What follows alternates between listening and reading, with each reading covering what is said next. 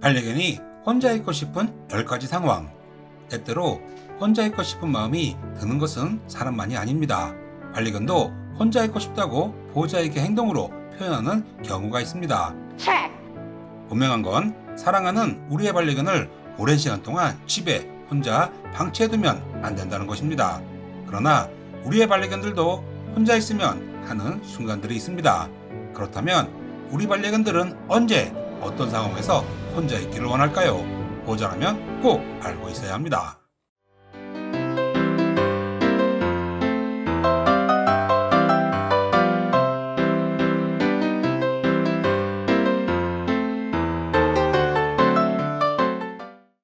첫 번째, 반려견이 아플 때. 반려견이 아플 때 보이는 행동은 대부분 구석진 곳을 찾아 숨는 행동을 합니다. 몸이 아파 혼자 있고 싶고 보호자의 스킨십도 거부할 때가 많습니다. 이유 없이 우리 집 반려견이 숨는 행동을 한다거나 음식을 거부하기 시작하고 어딘가 통증이 있는 것처럼 보이면 최대한 빨리 수의사 선생님에게 진료를 받아야 합니다.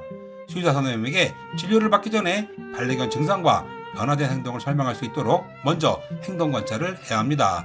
평소와 다르게 행동할 때는 반려견 행동을 도표로 작성하여 수의사 선생님에게 증상을 잘 설명해야 올바른 진료를 받을 수 있습니다. 두 번째, 반려견이 스트레스를 받고 있을 때. 요즘 우리 집 반려견이 집에서 불안해한 적이 있나요? 반려견은 아주 작은 소음과 보호자의 작은 행동에도 쉽게 스트레스를 받습니다. 특히 집에서 어린아이들이 뛰어다니고 큰 소리를 내면 스트레스를 많이 받습니다. 그래서 많은 반려견 전문샵에서는 아이들의 입장을 제한하고 있는데요. 사이렌과 알람 소리, 불꽃놀이 소리, 그리고 천둥 소리에도 많은 스트레스를 받습니다. 그래서 반려견에게는 집에서 아늑하게 쉴 공간이 필요합니다. 케이지나 삼면이 막혀있는 따뜻한 반려견 전용 침실 같은 곳이 좋습니다. 그리고 백색 소음과 씹을 수 있는 장난감, 페로몬 같은 불안을 안정시킬 수 있는 것들을 함께 아늑한 공간에 넣어주면 좋습니다. 세 번째, 반려견이 자꾸 어디론가 갈 때.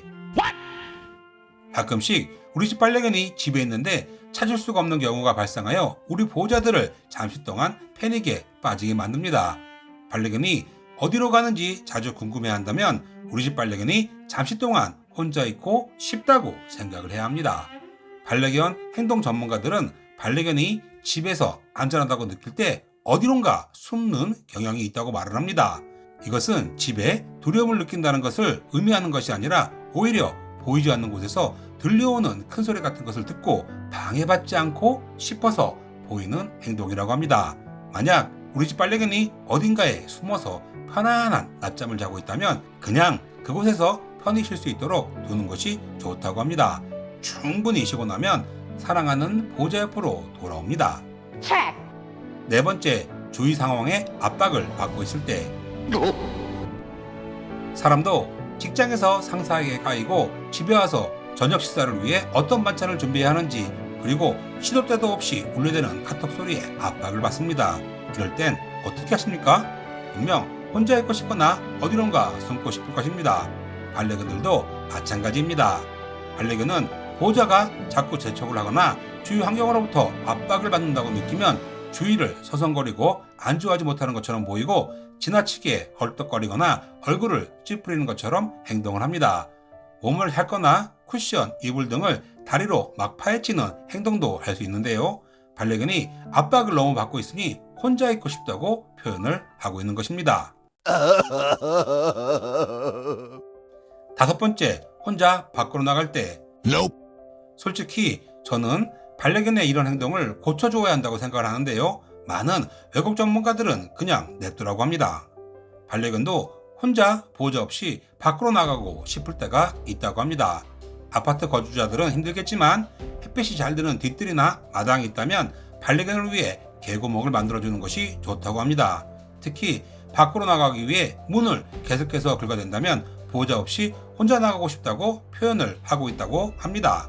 솔직히 아주 위험한 행동이라 하면 안 될 것 같습니다. 여섯 번째, 산책을 거부할 때. 산책은 반려견들이 기다리는 가장 흥분되고 행복한 시간입니다. 그러나 가끔씩 우리 집 반려견이 산책에 흥미를 느끼지 못할 때가 있습니다. 일반적으로 반려견들은 산책이나 운동에 대해 흥분을 나타내지만 산책이나 운동 시간이 길어지면 반려견이 실증을 낸다고 전문가들은 경고를 하고 있습니다. 목줄을 잡고 산책을 가려고 하는데 반려견이 다시 집으로 돌아가는 행동을 보인다면 산책보다는 집에서 할 수 있는 짧은 운동이나 놀이가 더 좋다고 전문가들은 말하고 있습니다. 일곱 번째, 스케줄이 불규칙하다고 느꼈을 때. 코로나가 우리의 일상을 많이 바꿔놓았습니다. 정말 불편하기 짝이 없었는데요. 반려견들도 스케줄이 불규칙하다고 느껴지면 혼자 있고 싶어 한다고 합니다. 미국에 아주 유명한 반려견 박사님이 한 분 계시죠? 바로 윌슨 박사님이신데요. 이분이 강조하는 것이 하나 있습니다. 개는 아주 습관적인 동물이며 습관적인 일상은 개에게 위안이 될 뿐만 아니라 일상적인 기대에 대한 안정감도 제공한다는 것입니다. 아침에 산책을 하다가 저녁 시간으로 산책 시간을 바꾸면 우리 집 반려견이 나와 밖에서 놀고 싶어 하지 않을 수도 있다고 합니다. 윌슨 박사님은 반려견의 일상 패턴을 바꿀 때는 반려견에게 충분한 시간과 기회를 준 다음 보호자의 지시에 따를 수 있도록 하는 것이 좋은 방법이라고 조언을 하고 있습니다.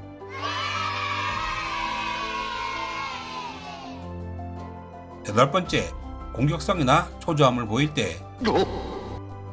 보호자가 반려견을 쓰다듬거나 교감을 하려 할 때 평소 보이지 않던 공격성이나 초조함을 보인다면 우리 집 반려견은 자신을 위한 시간을 원하고 있다는 표현이라고 합니다. 특히 동물병원에 입원해 있던 반려견에게서 더욱 나타나는 행동인데요. 오랫동안 폐쇄된 공간에 있었기 때문에 공격성이나 동요를 보일 가능성이 크다고 합니다. 이러한 상황에서는 반려견에게 필요한 시간을 충분히 주고 안전한 케이지나 방에 두거나 반려견이 좋아하는 장소에서 시간을 보낼 수 있도록 두는 것이 가장 좋다고 합니다. 그러나 이러한 행동이 계속해서 지속된다면 반드시 수의사와 상담하여 더 심각한 문제가 우리 집 반려견에게 생기지 않도록 해야 합니다. 아홉 번째, 보호자에게 관심이 없을 때. 반려견을 쓰다듬다가 멈추면 때때로 보호자의 손을 살짝 움직여 계속 만져달라는 행동 표현을 합니다. 그러나 보호자가 스킨십을 하려고 할 때 반려견이 피해버린다면 반려견은 휴식이 필요하다고 말하는 신호일 수 있다고 합니다. 반려견이 보호자와 시간을 덜 보내고 애정을 꺼리는 것처럼 보인다면 이것은 반려견이 혼자 있는 시간이 더 필요하다는 것을 나타낼 수 있다고 윌슨 박사님은 말하고 있습니다. 어떤 반려견은 쓰다듬기 시작하면 그냥 받아들이지만 반려견이 혼자 있고 싶을 때는 으르렁거리는 공격성을 보일 수 있다고 합니다.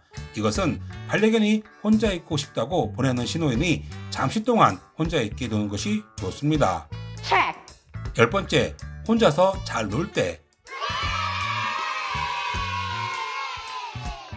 가끔씩 반려견이 혼자서 즐겁게 노는 모습을 볼 수 있습니다.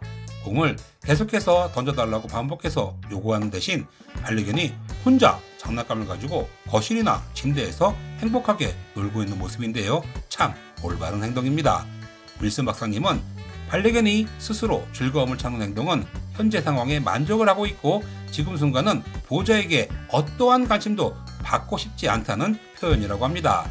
사람과 마찬가지로 너무 많은 관심과 자극은 우리 반려견을 지치게 만들 수 있으며 24시간 보호자와 함께 있을 수 없기 때문에 혼자 즐거운 시간을 보내는 것과 조용히 시간을 보내는 것은 정상적인 반려견의 행동이라고 합니다.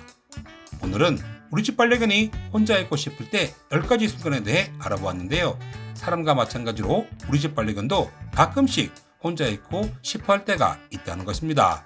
보호자가 싫어서 보이는 행동은 아니니 반려견이 혼자 있을 때 아픈 것이 아니라면 잠시 동안 혼자 있게 두셔도 됩니다. 지금까지 비청프리의 짱아 실버푸들 까미 아빠였습니다. 감사합니다. 땡큐.